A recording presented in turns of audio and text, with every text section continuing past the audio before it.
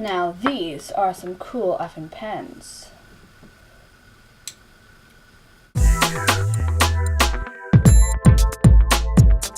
Hey guys, it's Michelle, and welcome to my desk. So today I was thinking about doing a story time, and this story took place about 2 years ago. So I would consider this to be about my greatest prank ever. We usually play Manhunt at night. It was every day in the summer, and a bunch of us on the blocks and friends get together and we play Manhunt. And Manhunt is hide and go seek in the dark.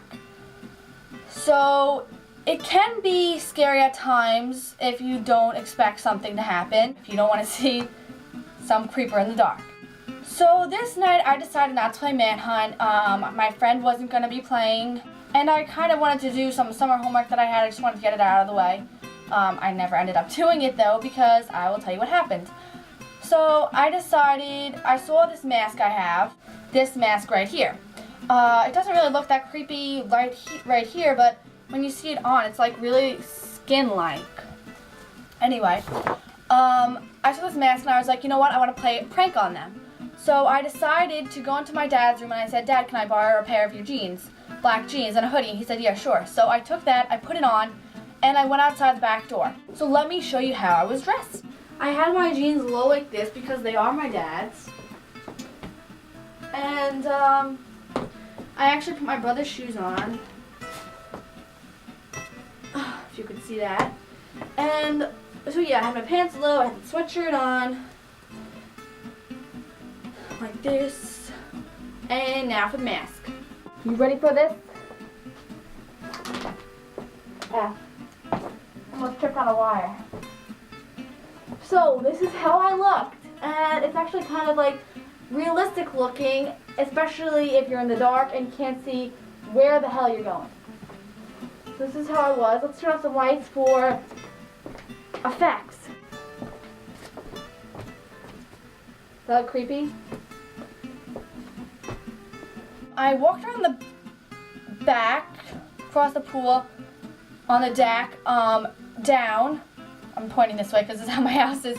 But I went out the gate here. Now everyone knows that the base is at my house, and the base is where people count, and obviously where people want to reach to be safe and to go on to the next round or whatever.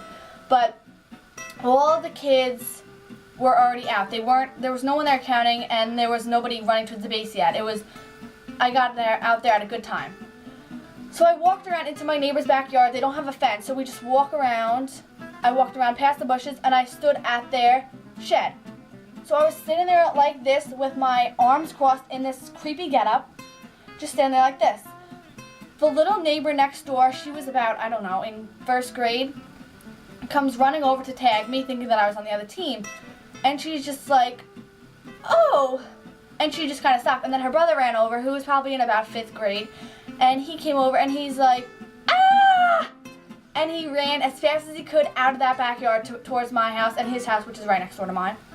And the little girl comes up to me, and the scary thing is that she didn't know who I was because I was literally looking like this creeper.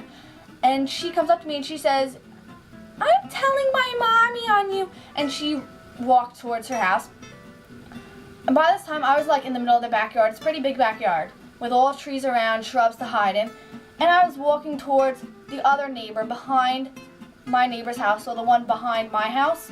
When I saw one of the kids I was playing, he came running over and he saw me and he went to tag me. And I didn't say anything, and he got close to me and he was like, oh!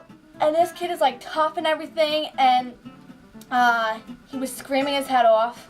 He's a year or two younger than me, and he was screaming his head off. I ran after him a little bit, just to kind of scare him a little bit, and he ran as fast as he could, the fastest I've ever seen him run. So but at this point I was like, you know what, the scare's over.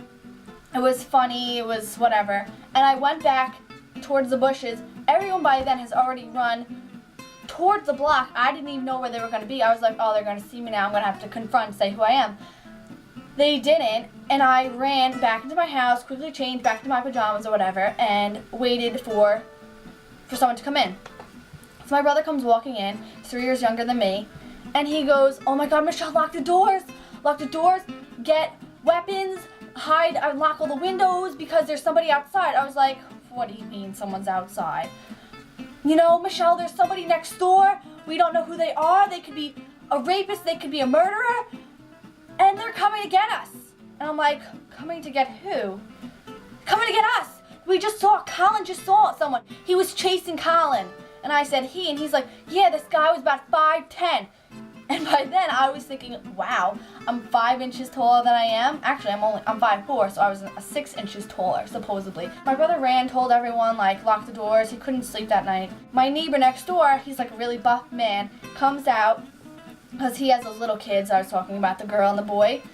He comes out and he's like, I'm gonna beat that guy up. He walks into the backyard, and here I am, like, laughing my ass off because, I mean, there's no one there anymore. That was me. And he walks in, doesn't see anyone, and they're like, we're gonna call the cops.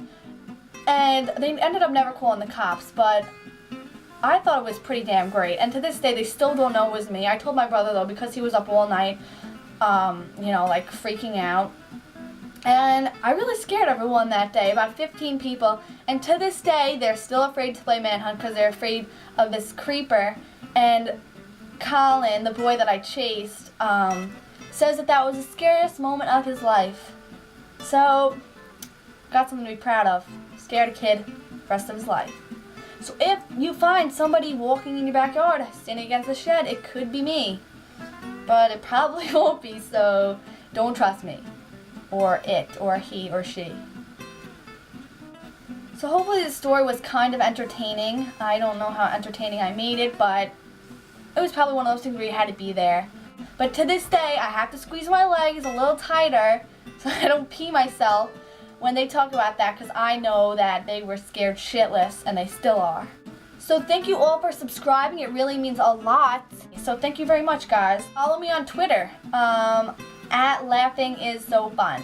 Happy holidays to you all, because laughing is so much fun. You guys probably can't see a fucking thing. Can you?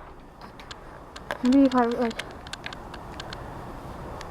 Okay. Oh, it's fucking cold out here, man.